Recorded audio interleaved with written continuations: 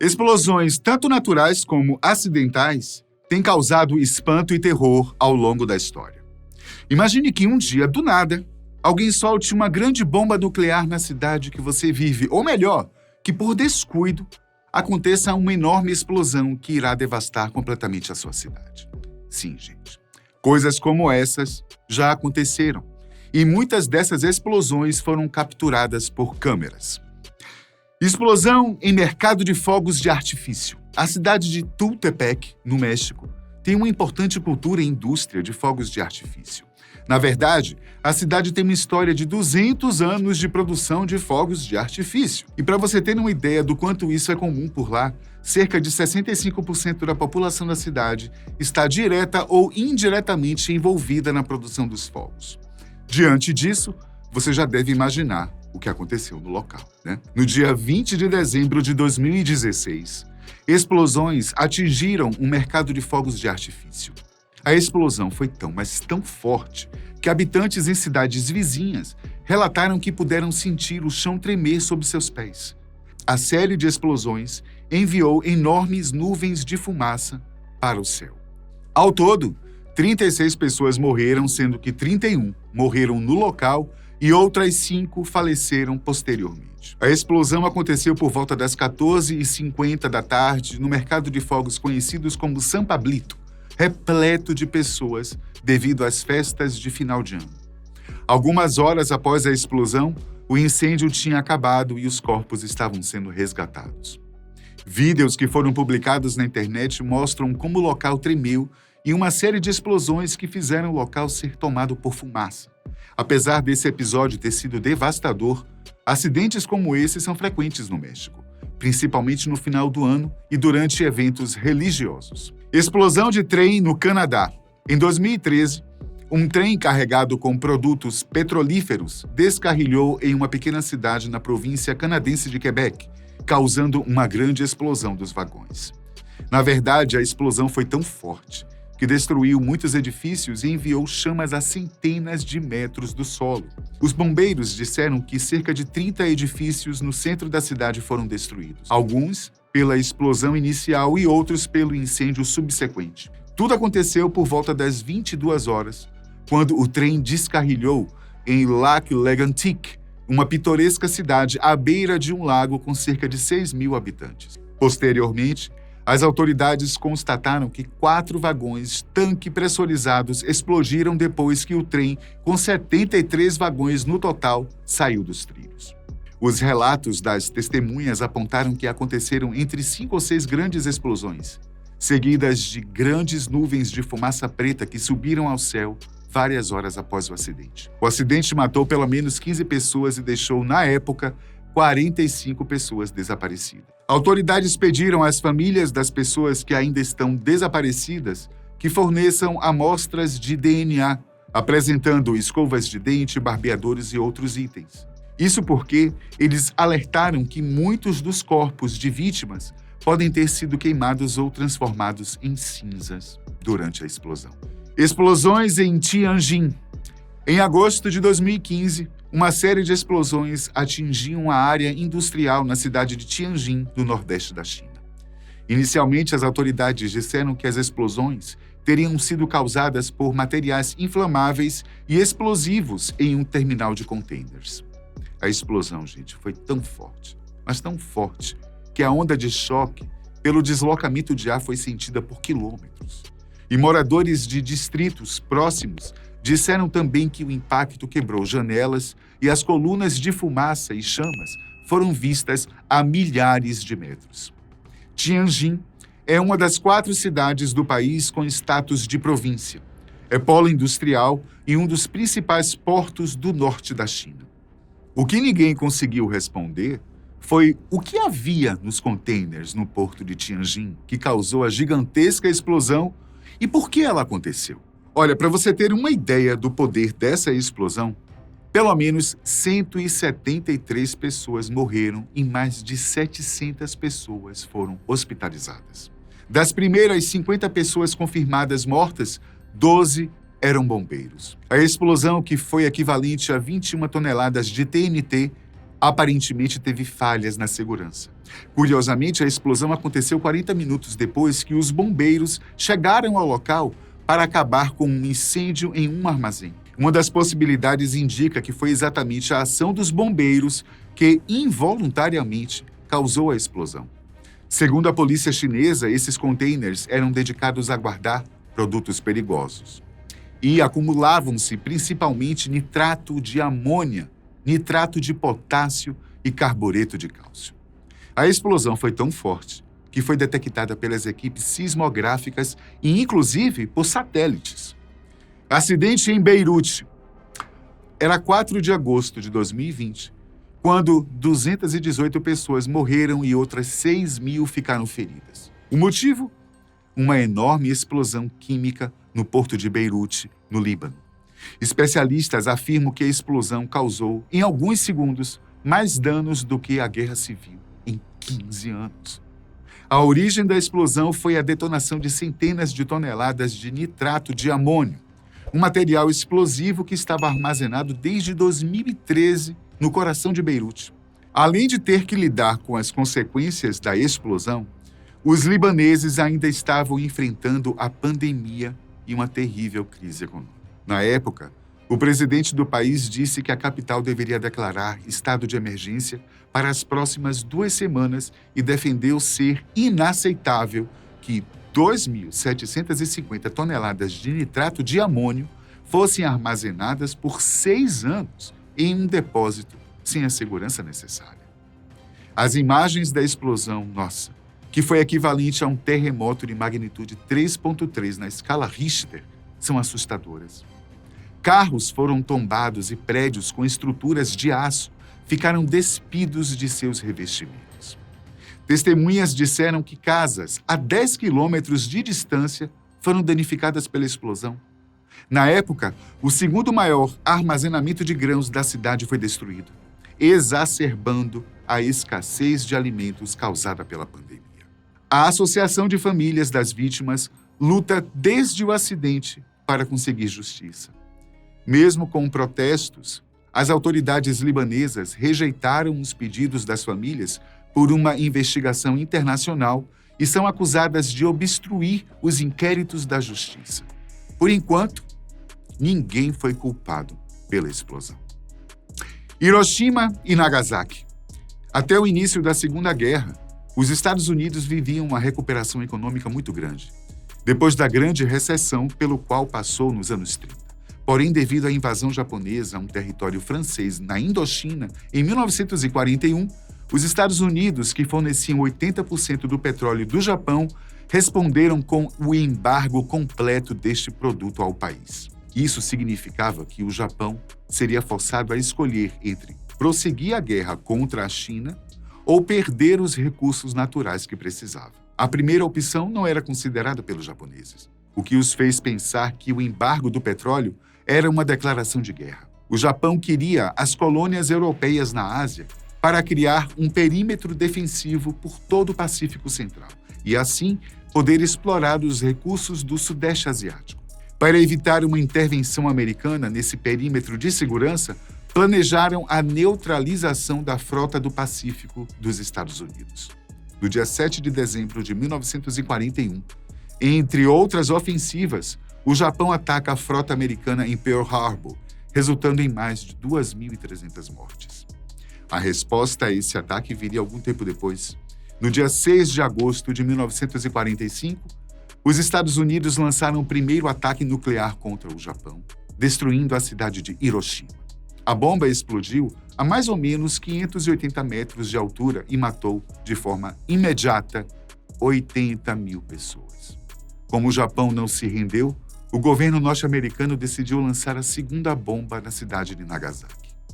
A segunda bomba era bem mais potente que a primeira, mas por causa das características geológicas da região, os morros acabaram evitando que o estrago fosse muito maior. Assim, a bomba de Nagasaki matou cerca de 40.000 pessoas imediatamente. Ao longo dos anos, muitas pessoas que sobreviveram foram obrigadas a conviver com as consequências da radiação como queimaduras espalhadas por todo o corpo e doenças. O Japão acabou se rendendo em 14 de agosto de 1945, quando, por rádio, o imperador japonês fez a declaração anunciando a rendição. A bomba Little Boy, que foi lançada em Hiroshima, tinha 63 quilos de urânio enriquecido. Já a Fat Man, lançada em Nagasaki, tinha cerca de 6,3 quilos de plutônio. Ambas as bombas explodiram no ar, ou seja, as bombas foram detonadas antes mesmo de atingirem o solo. Isso fez com que os detritos radioativos fossem levados para o alto e então dispersos pela nuvem de cogumelo, em vez de serem jogados direto no solo. Para quem não sabe, uma bomba atômica tem como objetivo liberar a maior energia possível da reação de uma fissão nuclear no menor tempo possível. Ou seja, criar a maior devastação possível para anular o inimigo. Após a explosão, o que se viu nessas cidades foi um verdadeiro caos. Os sobreviventes estavam com feridas de todas as formas possíveis, inclusive queimaduras que faziam a pele praticamente derreter dos corpos. Relatos disseram que pessoas tiveram as órbitas oculares derretidas pelo calor. Alguns, com ferimentos menos graves, tiveram que lidar durante meses com queimaduras no corpo que não se curavam. Nos próximos dias, as moscas e as larvas se proliferaram nos corpos das pessoas. Já os sobreviventes, apesar da sorte de não perder a vida, sofreram com a radiação nos próximos anos. A quantidade de radiação na região foi assustadora e, como consequência, muitas pessoas morreram nos anos seguintes devido ao câncer e às doenças relacionadas à radiação. Acidente na usina de Chernobyl. A usina nuclear de Chernobyl consistia em 4 reatores de 1.000 megawatts, além de 2 reatores adicionais que estavam em construção. Era uma usina inovadora e repleta de tecnologia, ao menos para aquela época. Entre os dias 25 e 26 de abril de 1986, os técnicos soviéticos fizeram um teste no reator 4, um pouco antes de um desligamento de rotina para manutenção. Só que para fazer tal teste, os técnicos desativaram o sistema de resfriamento de emergência e outros importantes equipamentos de segurança. Especialistas dizem que os técnicos foram extremamente irresponsáveis, até porque trata-se de uma usina nuclear, um local que basta um pequeno erro para causar um prejuízo incalculável. Na verdade, não foi apenas um erro que causou o acidente, mas uma sequência de erros operacionais que resultaram em um acúmulo de vapor que causou o superaquecimento do reator. Por volta das 1h23 da manhã, 2 ou 3 explosões, ninguém sabe dizer ao certo, jogaram a tampa de aço e concreto do reator para longe e uma bola de fogo para o alto. Com isso, começava o que é conhecido como o pior acidente nuclear da história. A liberação inicial do material radioativo foi então agravada por vários incêndios que eclodiram, incluindo um dentro do núcleo do reator, que durou incríveis 10 dias. E vale lembrar que, quando o acidente aconteceu, o mundo vivia a temida Guerra Fria. Talvez por isso a União Soviética tenha omitido a explosão para o Ocidente. Sim, gente. O governo soviético escondeu do resto do mundo o que estava acontecendo na usina de Chernobyl. Na verdade, o governo levou um bom tempo para dizer ao seu próprio povo para evacuar as áreas próximas. Após a explosão, os primeiros ocidentais a saber foram os trabalhadores de uma usina nuclear sueca, cujos sensores alertavam sobre os altos níveis de radiação. A Suécia enviou o primeiro alerta de que algo estava acontecendo. Só quando o mundo apontou seus satélites para a região, foi que percebeu o que havia acontecido.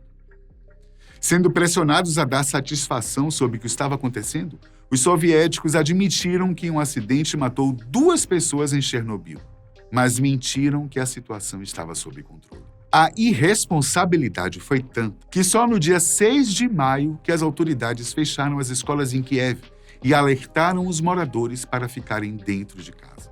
Cerca de 36 horas após o acidente, as autoridades soviéticas começaram a evacuar cerca de 115 mil pessoas que viviam nas proximidades. Só que até isso acontecer, muita gente já tinha começado a sofrer com vômitos e fortes dores na cabeça. No dia da explosão, apenas 2 trabalhadores da usina morreram. Ok. No entanto, isso era apenas o começo.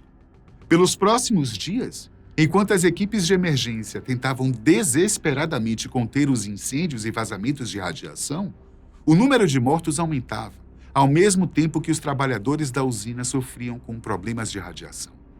O fogo inicial foi abafado por volta das 5 da manhã, mas o incêndio resultante do grafite da usina levou 10 dias e precisou de 250 bombeiros para apagá-lo. E se você acha que a explosão foi a pior parte desse acidente, você está enganado.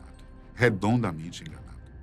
Na verdade, as pessoas que ainda estavam na região, principalmente as que estavam ajudando a conter o incêndio e fazer a limpeza do local, foram as que mais sofreram. Até hoje, existem dúvidas sobre quantas pessoas morreram em Chernobyl.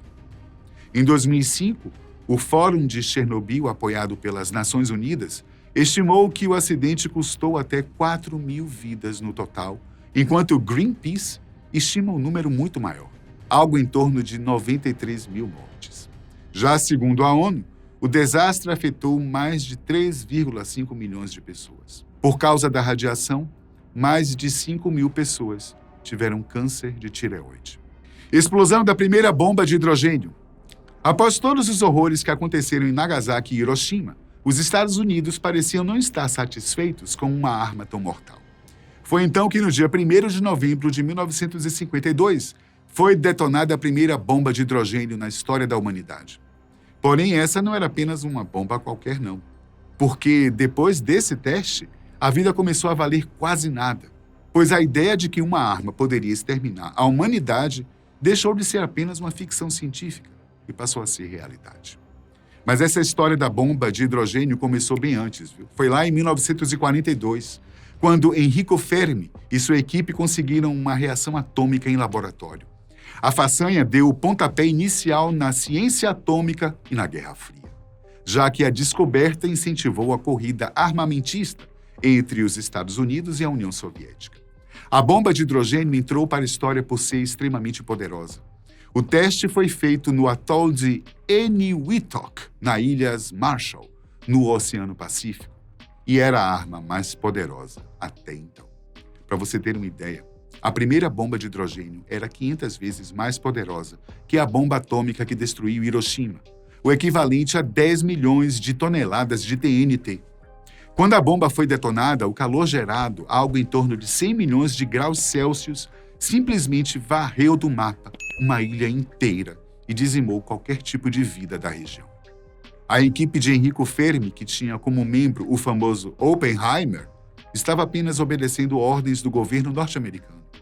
As pessoas começaram a regressar à ilha na década de 70 e os Estados Unidos deram início a um trabalho de descontaminação. Em 80, a ilha já era considerada livre de contaminação. Castle Bravo. Mas se acalme aí, tá? Porque a história dos Estados Unidos com armas mortais está longe, mas está muito longe de acabar. Eu falo isso porque, pouco tempo depois da primeira bomba de hidrogênio ser detonada, no dia 1º de março de 54, os militares dos Estados Unidos detonaram a mais poderosa explosão nuclear de todos os tempos, porém com sérias consequências. Devido a um erro teórico dos projetistas da bomba, o dispositivo resultou em cerca de 500 megatoneladas de TNT. Isso foi muito mais do que as 6 a 8 megatoneladas que se esperava produzir. O dispositivo foi detonado no atol de Bikini, que faz parte das Ilhas Marshall. Apelidado de Castle Bravo ou Castelo Bravo, esse foi o primeiro de uma série de testes, sendo 1000 vezes mais poderosa do que qualquer uma das bombas atômicas que os Estados Unidos lançaram sobre Hiroshima e Nagasaki na Segunda Guerra Mundial. Um segundo após a detonação, a bomba formou uma bola de fogo de 7,2 quilômetros de altura, uma cratera com cerca de 2.000 metros de diâmetro e 76 metros de profundidade. Uma área de mais de 180 mil quilômetros quadrados foi contaminada como resultado do teste. Os habitantes da região foram expostos a altos níveis de precipitação radioativa e, infelizmente, só foram evacuados 3 dias após a explosão. Além disso, um navio pesqueiro japonês também foi exposto, matando um de seus tripulantes. No total, os Estados Unidos realizaram 67 testes nucleares nas Ilhas Marshall, o último realizado em 1958. Um relatório do Conselho dos Direitos Humanos da ONU afirmou que a contaminação ambiental era quase irreversível. Tsar Bomb. Por fim, temos a maior explosão que a humanidade já presenciou. E adivinha quem foi o responsável por essa explosão? Não. Dessa vez não foram os Estados Unidos, não. Como eu disse, os norte-americanos e os soviéticos travaram uma corrida armamentista durante a Guerra Fria. Com isso, no dia 30 de outubro de 61, a União Soviética lançou a bomba nuclear mais poderosa da história sobre uma ilha remota ao norte do Círculo Polar Ártico. Embora a bomba tenha detonado quase 4 quilômetros acima do solo, a onda de choque resultante deixou a ilha completamente devastada. Alguns dizem que parecia uma pista de patinação. Os espectadores viram o flash a mais de 965 quilômetros de distância e sentiram seu calor incrível a 250 quilômetros do centro da explosão. Conhecida como Tsar Bomba, mais de 60 anos após a detonação, nenhum dispositivo explosivo chegou perto de igualar o seu poder destrutivo. Recentemente, a Agência Atômica Estatal da Rússia divulgou 40 minutos de imagens anteriormente confidenciais, mostrando a jornada da bomba desde o fabricante até a nuvem em forma de cogumelo. O primeiro-ministro soviético Nikita Khrushchev encomendou pessoalmente a construção da Tsar Bomba em julho de 1961. Embora ele quisesse uma arma nuclear de 100 megatons, os engenheiros acabaram por lhe apresentar uma versão de 50 megatons, o equivalente a 50 milhões de toneladas de TNT detonadas de uma só vez. Mesmo com metade da carga solicitada pelo primeiro-ministro, a bomba era indiscutivelmente poderosa. A bomba foi milhares de vezes mais forte do que as armas nucleares detonadas pelos Estados Unidos sobre Hiroshima e Nagasaki durante a Segunda Guerra Mundial e superou a detonação do Castle Bravo, a mesma que eu citei anteriormente. A explosão foi tão poderosa, mas tão poderosa, que derrubou a aeronave, fazendo com que o avião despencasse 900 metros antes que o piloto pudesse retomar o controle do avião. Agora, sabe o que podemos aprender com todas essas histórias? Que a ganância e a sede de poder dos homens fazem a humanidade ser insignificante. Pois basta assim, um estalar de dedos para que uma bomba poderosa dizime a humanidade. Ai, seres humanos, haja compreensão. Eu fico por aqui.